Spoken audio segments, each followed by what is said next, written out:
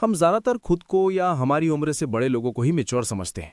छोटों को ना समझ और बच्चा समझकर उन्हें हर बात पे समझाने लगते हैं, या फिर कभी कभार तो हम अपने बड़ों को ही नेचुरली एडवांस देने लगते हैं। तो ये चीज़ एक्चुअली है क्या कि हम सच में इतने मैच्योर हैं जितना हम खुद को समझते हैं, या क्या हम भी ज़्यादातर लोगों की तरह ही खुद को समझते तो मैच्योर हैं लेकिन हमारे एक्शन साफ इमैच्योर होते हैं? आइए सब कुछ डिटेल में जानते हैं। इस वीडियो में हम जानेंगे कि रियल मैच्योरिटी क्या होती है और कितने तरह की होती है, इमैच्योर और मैच्योर लोगों की पर्सनैलिटी के कुछ साइंस और डिफरेंसेस। इस वीडियो में हम आपको 5 तरीके बताएंगे जिन्हें आप आज ही से फॉलो करके लाइफ एक मैच्योर वे में जी सकते हो। बेसिकली मैच्योरिटी का मतलब अपनी सोच, अपने इमोशंस और अपने एक्शंस पर बैलेंस और कंट्रोल होना होता है। और अगर हम क्लिनिकल साइकोलॉजिस्ट और यूनिवर्सिटी ऑफ टोरंटो के प्रोफेसर जॉर्डन पीटरसन के शब्दों में जाने तो उनका कहना है कि हम अपनी लाइफ में जितनी ज्यादा अलग अलग तरीके की प्रॉब्लम्स और सिचुएशंस को एक्सपीरियंस करते हैं, यानी एज में जितनी ज्यादा रिस्पॉन्सिबिलिटीज लेकर खुद को और लाइफ को हैंडल करते हैं, उतने ही ज्यादा मैच्योर होते हैं और एक पर्पसफुल लाइफ जीते हैं। तो दोस्तों, मैच्योरिटी के 2 इंपॉर्टेंट एरियाज हैं। पहला है मेंटल मैच्योरिटी, जिसमें हमारी सोच और सिचुएशन को देखने का नजरिया शामिल होता है। दूसरी है इमोशनल मैच्योरिटी, जिसमें हम खुद के लिए और दूसरों के लिए इमोशनली कितने मैच्योर हैं मालूम होता है। तो इन्हीं दोनों एरियाज को मिला के हमने आगे आने वाले पॉइंट्स तैयार किए हैं। Immaturity science versus maturity science. सबसे पहले जानते हैं कि मैच्योरिटी के साइंस क्या क्या है। इमैच्योर लोग खुद को सबसे ज्यादा मैच्योर समझते हैं। जो चीजें प्रोफेशन और ट्रेंड में होता है उसे वो फॉलो करते हैं, बजाय खुद के टैलेंट को पहचान के। और सिर्फ एक लाइट को फॉलो करने के बिना सोचे समझे कुछ भी बोल देना, ये सोचे बिना कि इससे किसी को बुरा लग सकता है या वो खुद बेवकूफ लग सकते हैं। दूसरों की फीलिंग्स और दूसरों के बारे में ना सोचना, बस खुद के और खुद की इमेज के बारे में सोचना। अपने इमोशंस पर कंट्रोल ना होना, हर बात पर ओवर रिएक्ट करना, सबसे ज्यादा कूल दिखने का शौक, अपने आप को बहुत ज्यादा सीरियस ले लेना, लोगों की छोटी छोटी बातों से बुरा मान जाना और दिल से लगा लेना, सिर्फ अपनी ही बात करना बजाय दूसरे की बात सुनने के, लोगों को फेक प्रॉमिसेस करना और उन प्रॉमिसेस को पूरा ना करना, अपनी लाइफ को और खुद को दूसरों से कंपेयर करना और जेलस फील करना, किस्मत और लाइफ को कोसना, दूसरों के सामने खुद को परफेक्ट दिखाना लेकिन अकेले में खुद को पसंद ना करना, अपनी मिस्टेक की रिस्पॉन्सिबिलिटीज खुद लेने की जगह दूसरों को ब्लेम करना।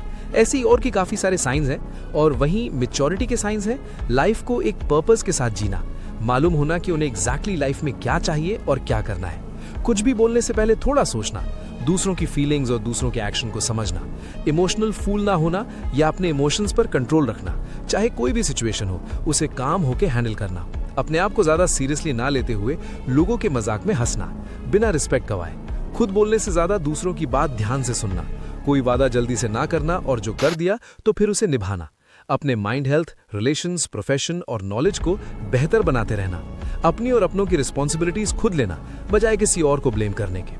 अब ये साइंस हमने जान लिए, लेकिन सिर्फ इन्हें जान लेने से हम मैच्योर तो नहीं बन जाएंगे।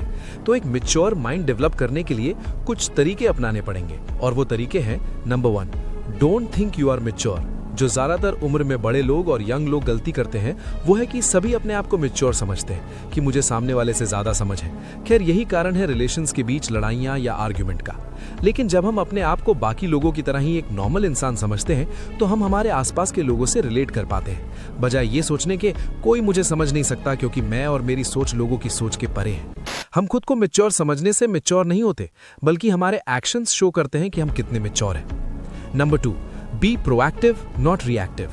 हर सिचुएशन को हैंडल करने के हमारे पास 2 ऑप्शंस होते हैं। या तो हम प्रोएक्टिवली आराम से सोच समझकर सिचुएशन हैंडल कर सकते हैं, जैसे कि MS धोनी मैच के दौरान करते हैं, या रिएक्टिवली बिना सोचे समझे अपने आप से कंट्रोल खोके रिएक्ट कर सकते हैं, जैसे कि बहुत ज्यादा एक्साइटेड हो जाना या बहुत ज्यादा गुस्सा हो जाना।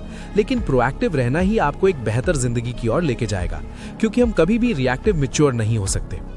Number 3, understand emotions and control them. चाहे वो अपने हो या दूसरों के, हमें सभी के इमोशन समझने चाहिए और उन्हें सही तरह से हैंडल करना चाहिए।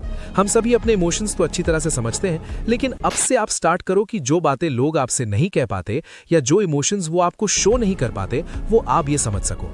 दूसरे के नजरिए से दूसरे की सिचुएशन भी देखो।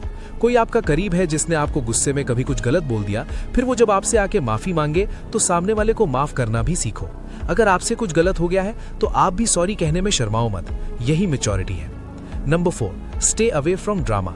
हम वैसे 5 लोगों की तरह बनते हैं जिनके साथ हम सबसे ज्यादा रहते हैं। तभी तो कहते हैं कि हमें अपने दोस्त और अपनी संगत सोच समझकर चुननी चाहिए। तो जितना हो सके उतना नेगेटिव लोगों से और ड्रामा से दूर रहो। जहां सब एक दूसरे से लड़ते हैं या नेगेटिव बातें करते हैं, उन लोगों से दूरी बना के रखो। Number 5, take responsibilities, don't blame. बहुत आसान होता है भगवान को, लाइफ को, फ्रेंड्स को, सिचुएशन को या पेरेंट्स को ब्लेम करना कि मेरे पास ये नहीं है, वो नहीं है, इनकी वजह से मैं जो चाहता हूं वो नहीं कर पा रहा। जब कुछ अच्छा कर दिया तो सारा क्रेडिट खुद का, लेकिन अगर हमसे नहीं हो पाया तो बाकियों पे ब्लेम डाल दिया। बेस्ट है कि हम अपनी और अपने आसपास के लोगों की रिस्पॉन्सिबिलिटी खुद लें, बजाय उन पे डिपेंडेंट रहने के या उन पे बहुत सारी एक्सपेक्टेशंस लगाने के। Don't be a fool, be a leader. तो ये थे कुछ स्टेप्स एक मैच्योर, समझदार इंसान बनने के। और इसी के साथ ये वीडियो आप यहीं खत्म होती है। लेकिन अगर आप चाहते हो कि हम और आपका साथ यूं ही आगे भी बना रहे और हम आपके लिए ऐसे ही और वीडियोस लाते रहें, तो वीडियो को लाइक करके हमारे चैनल को सब्सक्राइब कर लीजिए और बेल नोटिफिकेशन को ऑन करना मत भूलिएगा। और हाँ दोस्तों, अगर आप चाहते हैं कि हम किसी एक पर्टिकुलर टॉपिक पर या प्रॉब्लम पर वीडियो बनाएं, तो प्लीज कमेंट बॉक्स में बताओ, हम उस पर वीडियो बनाने की कोशिश करेंगे, क्योंकि हम यहाँ आपकी हेल्प करना चाहते हैं।